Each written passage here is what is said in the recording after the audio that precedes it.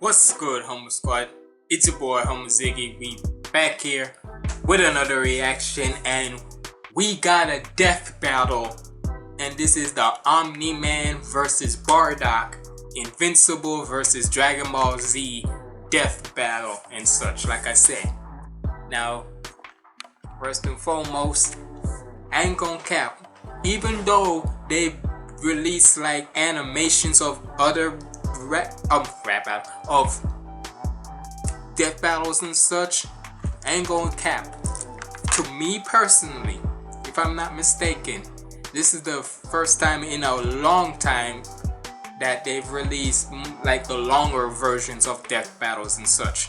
Now, if you want me to, I can just put down in the comments below which ones you want me to react to and such, of the other types of animations that they did and such. But hey, it's been a long time since I even came back to death battle and such, so hey, we ain't gonna waste no time. We about to check this out. Make sure you like, comment, and subscribe. Follow me on my socials up there, and without further ado, let's get into this. This battle is sponsored by Manscaped. Shout out to Manscaped.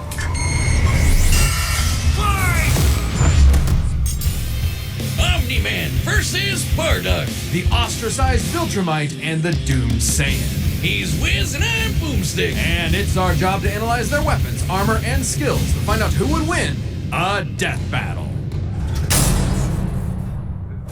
Omni-Man, Earth's once greatest hero. Alongside the Guardians of the Globe, he protected the world from all manner of threats. And then, in a single day, it all went horribly wrong. Hi, Omni-Man. How, Omni-Man? Who, Omni-Man? Who indeed? Champion of Earth, best-selling author J.K. Simmons, yet it was all a charade, with his murderous rampage only brought to a halt thanks to his own son. It all starts with his home planet, Viltrum, which I hear is a totally lovely utopia. Through brutal, mortal combat. With a K! Or, wait, no, that came later. Viltrumites are among the most powerful beings in the universe, even more so after they... So he weighs 250 pounds, but this nigga can... But he's super being, so this nigga can literally kill you and shit.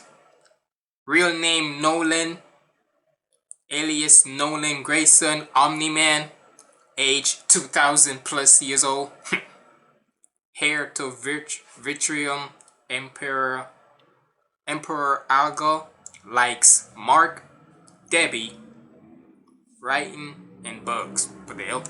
Purge the weaker members of their species. Wow, as a vanguard of the Viltrumite Empire, Because he had... I was wondering why the likes bugs one there and such, because he had sex with inner species from a different planet, and yeah. Omni-Man infiltrated Earth as Nolan Grayson, expected to prepare the planet for Imperial assimilation. Which should have been easy, since he's got your classic strongman superpowers and he's basically invulnerable, easily knocking around asteroids the size of Texas. He can fly at unbelievable speeds, soaring from Earth to the planet Thraxa in under 1 week. Thraxa is, quote, a couple galaxies away, give or take, so a minimum of 2 galaxies. Beyond the Milky Way's neighbor Andromeda is the lesser-known Triangulum Galaxy, which is over 2.7 million light-years away. Reaching it in under 1 week means Omni-Man must have flown over 142 million times faster than light. Oh, and Viltrumites can't breathe in space, so he held his breath the whole way. And it's not like he was in a rush. He was on a soul-searching trip, contemplating the significance of smashing his own son's face in. Think, Nolan, think. Yeah, this is why I'm never having kids. You're missing out. But according to another Viltrumite, a bunch of other Viltrumites who actually were in a hurry flew to Viltrum across the Virgo supercluster in less than 24 hours. That's over 20 billion times faster than light. You don't really need to rush anyway. The older a Viltrumite gets, the slower they age. According to the Invincible handbook, Nolan is... If you need to tell me that his speed, the way how he was going to the other galaxy, and even though he was growing older, nigga was going at 120 miles time, basically 120 time, basically going as fast as shit. But but in that time, he's saying once you get older, you get more slower. So if the way hold on, what he said he was going at for when he was going slow? Fuck it, I ain't gonna go back. I'm just saying, nigga, what? If that's slow, that's crazy. Over 2,000 years old. And regardless of age, Viltrumites don't suffer muscle fatigue like humans do, so they rarely ever tire out. Seriously? He's got parenting easy mode on, and he couldn't even handle that. I would have killed for that back when my daughter was born. Well, you would have to be a Viltrumite first. A Viltrumite's body contains smart atoms, which they subconsciously manipulate. This cellular structure can effectively recall certain states of being regardless of their present environment, reacting to changes at an atomic level to perform the impossible. Yeah, like surviving your intestines getting ripped out, or even more scary, ripping out your whole beard all at once. Ugh. Only a Viltrumite could pull off something that disturbing. Nolan is incredibly tough, but if he faces superior forces, his smart atoms can adjust to make him even stronger by comparison. This is why Viltrumites are considered invincible. Most weapons in the universe can't even scratch a Viltrumite like him. Even a ship's cannon like this one can't take down a Viltrumite, and it obliterated a massive solar disk nearly half the size of a star. Speaking of planets, he's strong enough to shatter one by flying straight through it. A planet so big it has a whole ring around it. The Roche limit factor dictates the size a celestial body must be in order to disperse orbiting material as a ring. In short, an Earth-sized planet can't support such a ring, meaning this one must be much larger. And don't get me started on how the ring is actually made up of dead bodies because, spoilers? Just go read the comic. If Roche isn't doing it for you, this planet also supports 5 moons in. So this nigga, so this ring of, damn. So the ring that's around it is not even like a actual ring and such. It's just a circle, a big ass circle of dead bodies. Even though he said that's spoiling comments, I don't care. I don't read such like that and such, but that's crazy.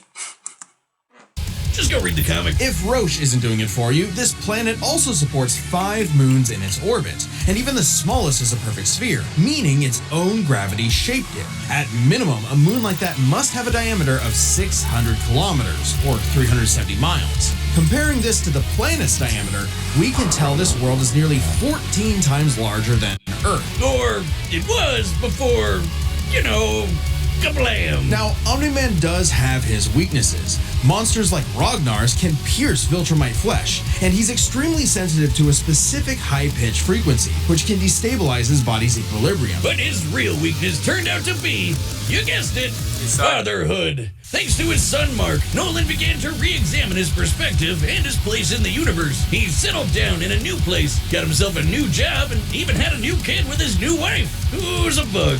A bug lady? He banged a bug. Why, Omni-Man? How, Omni-Man? Hey, everyone deals. I was wondering the exact same thing. How the freak does that even work? How the... You know what? Look, y'all always used to tell me before, whenever there was like anime death battles and whatnot, hey, that's anime logic or that's whatever and such. This, even so if it's not anime or what, the point is, what kind of logic does that work? That is some type of, you know what? Let me not even question it, because real life logic nowadays is not even, it's just out there. In like in real world, with certain knowledge of whatever and such, hey, it is what it is. So, let me not even question this and such. Even though it's weird, parenting stress in their own way. When Nolan was lecturing to Mark about how insignificant people are, Mark wasn't the only one he was trying to convince, if you catch my drift. Nolan Grayson's real mission isn't planetary conquest or saving the innocent. It's to discover if a violent man who can break the world can also be a good father. Godspeed, Omni-Man. And now, from him. In the far reaches of the cosmos laid a world with a people like no other, born and raised to do just one thing: fight. The Saiyans, a proud warrior people from the planet Vegeta, ruled by, King Vegeta. Well, narcissist punch. Exactly. Their pride blinded them to the truth of their impending doom. But perhaps one Saiyan represented the best of them, even during their waning glory days. Bardock! He's cool, he's crude, he's got a bad attitude, and if he goes apeshit, you're totally screwed.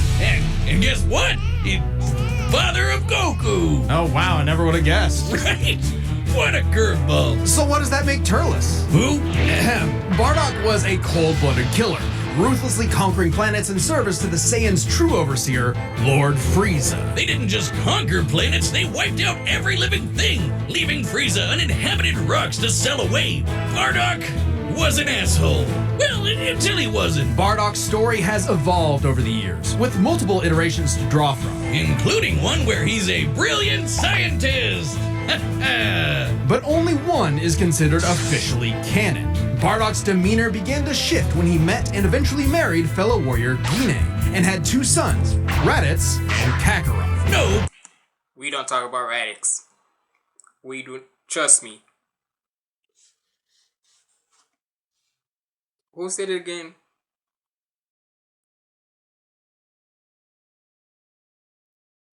I think I remember like there was like a freaking nerdcore like it was in a song or a cipher. So one thing the fans we got when we're gonna talk about Raditz. I forgot who it was from, but yeah, just know that we ain't talking about Raditz. Let's face it, that nigga Kakarot, aka Goku, obliterated that nigga. Married fellow warrior Guinea, and had two sons, Raditz and Kakarot. No, Bardock didn't go totally soft. He was still a ruthless warrior. You know that iconic red headband of his? It's stained with the blood of his fallen friends. Hardcore. Bardock could fly, move faster than light, and was naturally adept in using his ki as an explosive weapon. AKA shooting lasers from his hands. True to his brutal screw-you nature, Bardock's moves are all about overwhelming power. His final spirit cannon is like a ki-powered bazooka. His rebellion hammer punch ignites enemies on contact, and his rebellion spear basically turns him into a supercharged battering ram. The guy has no chill. He will run you over,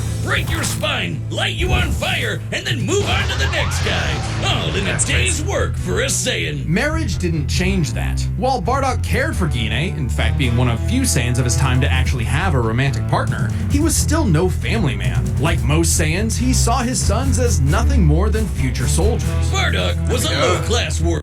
I mean, duh. Let's be honest. If you're from a planet where even if y'all married and y'all have kids, you think that's still gonna stop them from trying to destroy planets and whatnot and try to be a warrior and such? You're literally born in a planet. You're literally born in a world where potentially even from birth till now, you're a warrior. You're literally an intergalactic Super Saiyan type warrior. Meaning that nigga, even your parents gonna still want to make you become a warrior. It's gonna be in there. So no shit he's gonna still want to raise his kids. He raised his kids to be warriors like them. And he saw his sons as nothing more than future soldiers. Bardock was a low-class warrior, so it was unlikely his kids would grow up to be anything more than battlefield fodder. But they would still possess the Saiyans' power, a transformation that was the key to their planetary devastation. Big Monkey! Under the light of a full moon, a Saiyan with a tail manifests the Uzaru. This great ape form increases Bardock's power tenfold, turning him into an unstoppable kaiju. Quick, someone call Yajirobe! While Just some chop off that Saiyans shit. can maintain control over this berserker form, low-class warriors like Bardock don't receive the same level of training as those of higher birth. Prince Vegeta's control is so precise he can speak while changed, but Bardock cannot. Hell, it's questionable if he even remembers everything that happens when he goes full tilt gorilla. The Saiyan strategy is pretty much just monkey see, monkey smash. Despite being low-class, Bardock That's crazy. Monkey see, monkey smash. Damn. I was gonna say monkey see, monkey do, but hey, still the same ready. Strategy is pretty much just monkey see, monkey smash. Despite being low-class, Bardock's power level nearly matched that of King Vegeta, who could destroy multiple planets at once. At about this time, King Vegeta's power level was around 10,000. Yeah, we know power levels are kinda janky. Nobody can agree on what the number really means. Outside of his fight with Gas, Bardock doesn't really show any high-end feats in canon, but we can use power levels to compare him to other characters with similar levels to better understand his potential. Like when his son fought Prince Vegeta. What's the scouter say about his power level? It's over 8,000.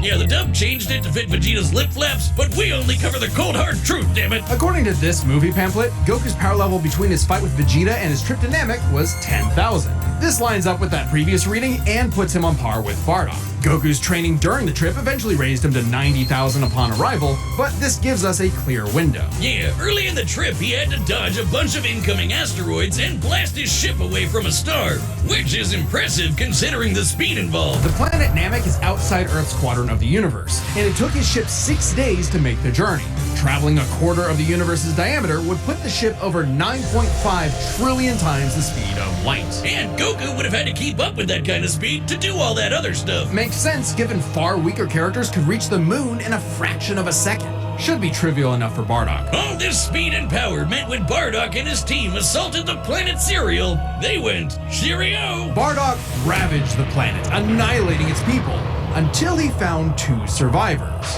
a mother and her child. Some may call it weakness, others a moment of clarity, but Bardock was suddenly reminded of his wife and recently born son. He chose to spare the 2, and even pushed himself far past his limits to protect them from his own Frieza Force allies, who taunted that Frieza had dire plans for the Saiyans' future. This moment changed Bardock, making him more appreciative of his family and cautious of Frieza. When all the Saiyans were called back to Planet Vegeta for mysterious reasons, he had a hunch something was up. So before his final stand, smashing through hundreds of soldiers before coming face to face with the tyrant, he sent his youngest kid away for protection. A choice that allowed his son to thrive. And hey, that's what good parents do. A choice that would have a greater significance than Bardock could ever imagine. And then Dildo Dickhead blew them all up and he died. Damn. Whoa. So because of that, so let's be honest. If Bardock didn't do that, if he didn't came up with that and such of, that's basically like a superhero. That's literally like a Superman type story right there, where his planet was getting destroyed, his mom and his siblings also, or basically his mom, or basically his parents had no choice but to send him off to a different planet, to Earth, basically. This is literally that. So, hey, in the end, if it wasn't for Bardock, we wouldn't have Goku. Hold on. Come on, camera. Don't do it. There we go. Or did he? Bardock got killed so freaking hard he got blasted back in time. Actually, he was pulled away by these 2 who miscalculated and misplaced him incorrectly in the time stream. Blah, blah, blah, non-canon, whatever. He survived. And when he realized what happened, he got so unbelievably pissed off, he went Super Saiyan. What? Alright, this is very much an alternate universe what-if scenario, and it is jarring. But think about it. The Super Saiyan form is not achieved through training alone. It requires dedication, introspection, victory, failure, love, and loss. Frieza destroyed the Saiyans because he feared the possibility of the Super Saiyan, a Saiyan with power that could rival his own. But perhaps Bardock's transformation was more than simply a what-if. He had begun to take the very steps his son later would to achieve the form. Perhaps if Frieza had hesitated, even for a moment, his fear would have manifested before him right then and there. Damn, pour one out for Bardock, who figured out how to be the truest Saiyan right at the end of it all. I know Kakarot would be proud. Hey, shout out to everyone who believed in us during our recent crowdfunding. And joining you in that support is the first ever sponsor for an independent Death Battle episode, Manscaped. Shout out to Manscaped. Seriously, show them some love by clicking the link below. Alright, the combatants are... Alright, so now that we got all the information, for me, I'ma have to go, and y'all can let me know in the comments below way after this. I might be jumping the gun, but I'm up to go with Bardock. So let's get it. Are set, and we've run the data through all possibilities. It's time for a death battle! What the hell? Anyway, let's get it.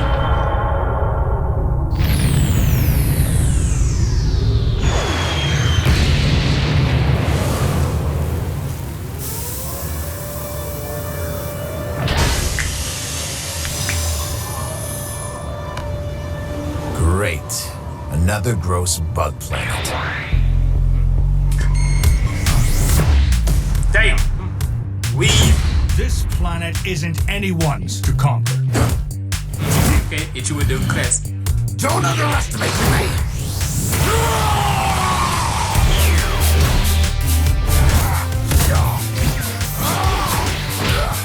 I like the music in the background. Just like my son, sticking his nose in places he's not ready for. My sons would kick his ass! Imagine if we saw that. A Goku and freaking Invincible. Shit. I want to see that one. Goku versus Mark.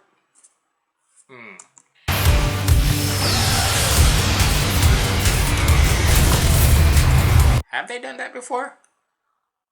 I don't think they have. If they have, let me know in the comments below and I'll correct it. But if they haven't, they should.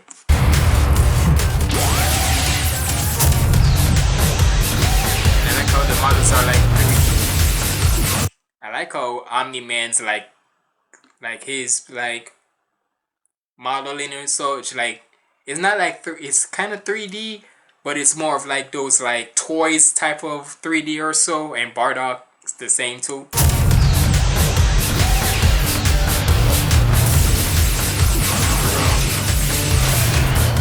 Not the spec shit.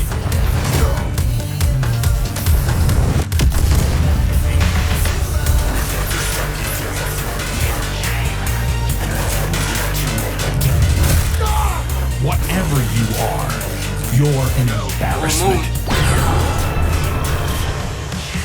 The full moon's out. Wait till you see the real power of a Saiyan. Shit on your ass. Am I supposed to be impressed?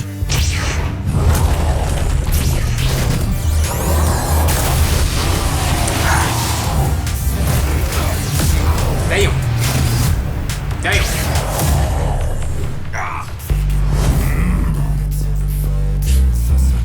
Look behind you, nigga.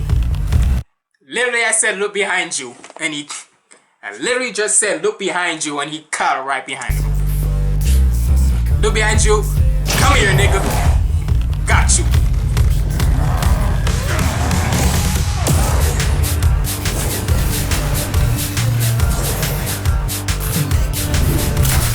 Damn. Rip the tail off that. Nigga did a Yajirobe and just snatched that tail right off of him. But he didn't use a sword. He just straight up that nigga and the tail come off instantly. That's crazy.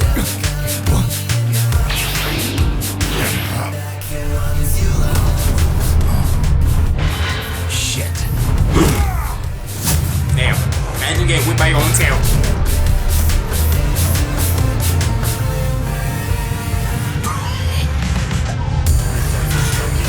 No.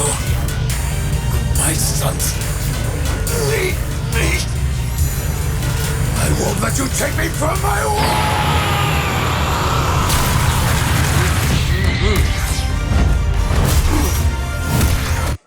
Yeah, I feel like this is where he's probably gonna lose, because if I'm not mistaken, as you grow old, like they just said, as he grow older, like how he's a little bit older, but then again, he did say their body, like the Vitramites, their body don't, like, even if they grow older, their body doesn't, like, the muscles in their bones or so don't grow weary and such. So, but when it comes to outer space now, they would have to hold their breath for a long ass time, because they can't breathe in outer space.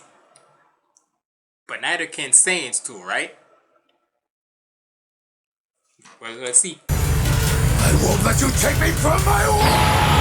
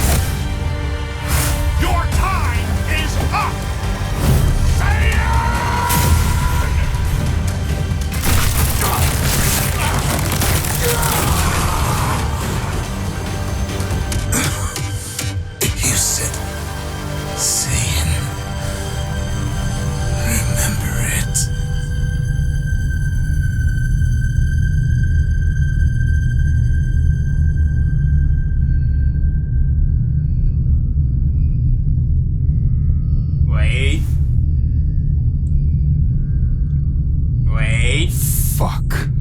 What the hell? KO! Okay, these Gokus have got to stop picking fights with guys in capes. Pitting Saiyan against Viltrumite is fascinating. Among the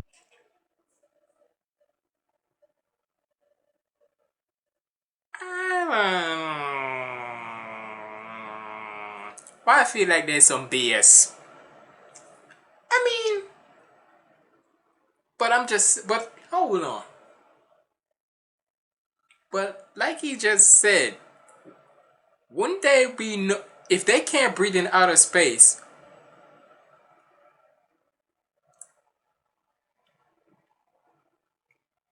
They're gonna explain it, but I'm pretty sure. Didn't they literally just said that when it comes to the Viltrumites, if they're traveling from miles and miles and light years ahead and such from one galaxy to another one, they can't breathe in space. So they would have to be holding their breath or something, right? Or unless they were joking with it and such. But if they actually can't,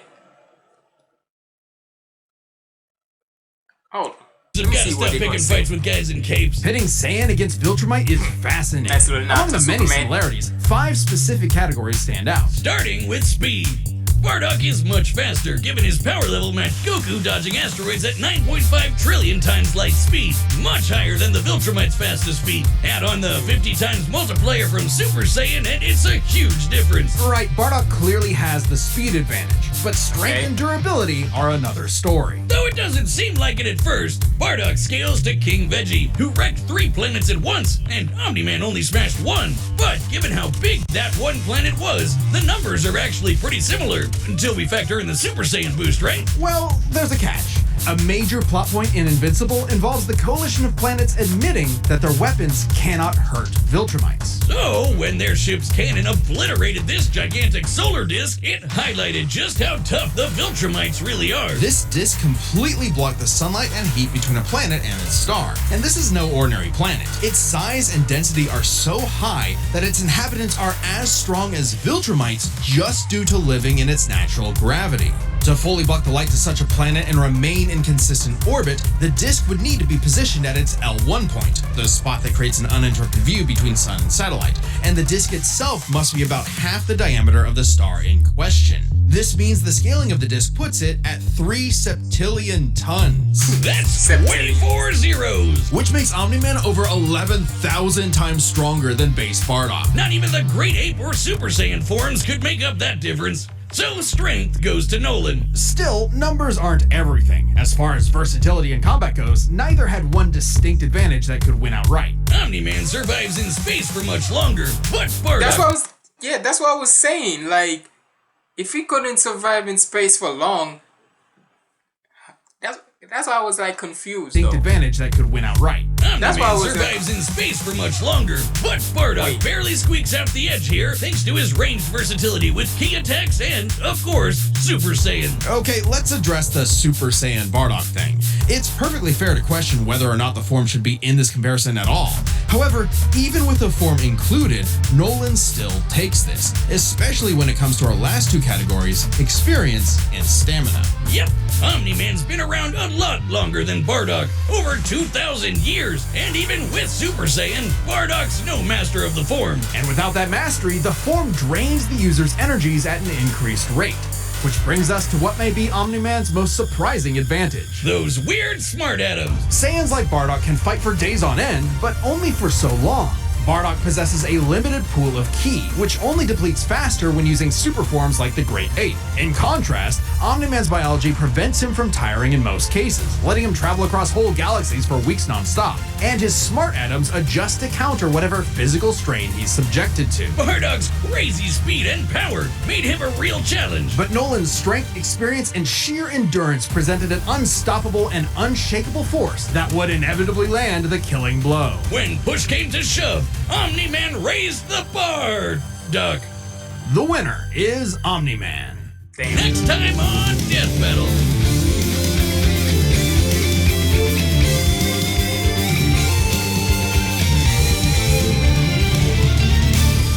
Subscribe and join as a member.